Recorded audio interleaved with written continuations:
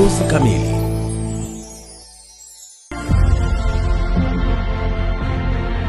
Tukizungumzia dalili za saratani ya mlango wa kizazi ambazo tunaziona mara kwa mara, napenda nitoa angalizo kwamba kama ni mwanzoni saratani aina yoyote waga hakuna dalili, na ndio maana waga tunatoa msisitizo wa kuwa na mazoea ya kwenda kucheki afya kabla shida haijafika mbali, kwa sababu kawaida kama umeanza kupata dalili manake kuna namna fulani shida imeanza kufika mbali, si ndio?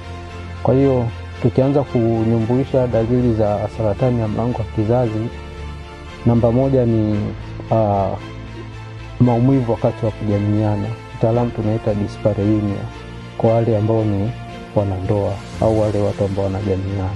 Kawaida ukiwa unafanya tendo la ndoa hautakiwi kusikia maumivu, lakini kwa wale ambao wanakuwa na saratani ya mlango wa kizazi wanakuwa wanasikia maumivu.